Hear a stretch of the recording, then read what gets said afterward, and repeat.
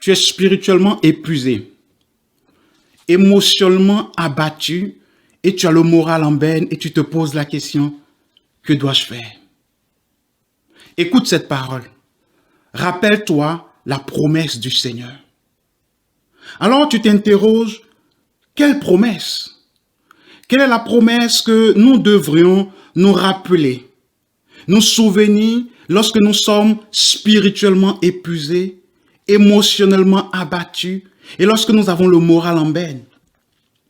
Bien qu'il y ait plusieurs promesses dans les Écritures auxquelles nous pouvons nous accrocher comme une bouée de sauvetage, au moment où nous sommes spirituellement épuisés, émotionnellement abattus, je pense que celle qui se trouve dans le premier chapitre du Deutéronome, au verset 31, est très appropriée pour celui qui est spirituellement épuisé et émotionnellement abattu.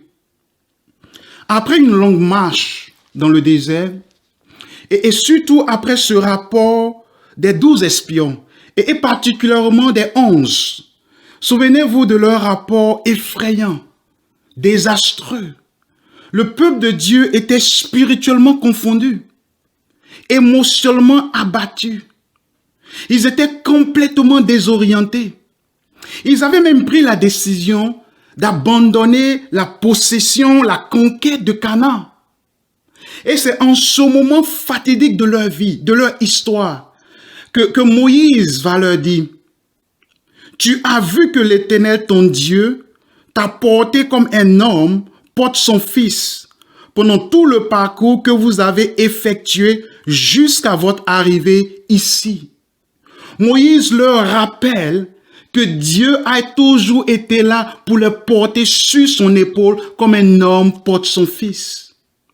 Et ce matin, comme Moïse, je veux te dire, regarde, observe et vois comment le Seigneur t'a porté sur ses épaules jusqu'aujourd'hui. Regarde comme l'Éternel t'a porté jour après jour, mois après mois, année après année, jusqu'au jour d'aujourd'hui. Et sache, il n'a ni l'intention ou même le désir de t'abandonner. Il va toujours continuer de te porter. Alors tu te demandes, que devrais-je faire pour me laisser porter? Que devrais-je faire pour me disposer à être porté par celui qui sait faire une chose, porter ses enfants?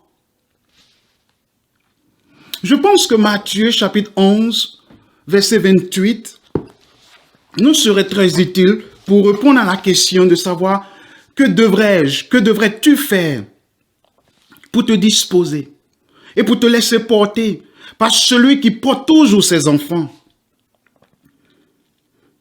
Il est écrit, « Venez à moi, vous tous qui êtes fatigués et courbés sous un fardeau, et je vous donnerai du repos. » Bien que ce verset soit généralement cité dans le cadre d'un appel au salut, je pense qu'il est approprié, il est convenable et il est applicable à celui qui est spirituellement épuisé, à celui qui est émotionnellement abattu et aussi à celui qui a le moral en berne. Ici, le Seigneur promet le repos. Le Seigneur promet à tous ceux qui viennent à lui, reconnaissant leur épuisement, reconnaissant leur abattement de l'âme, reconnaissant leur épuisement spirituel, qui s'humilie devant lui dans la prière et qui dit, « Seigneur, renouvelle ma force. Seigneur, ranime mon esprit. » Il promet leur donner du repos. Alors que dois-tu faire?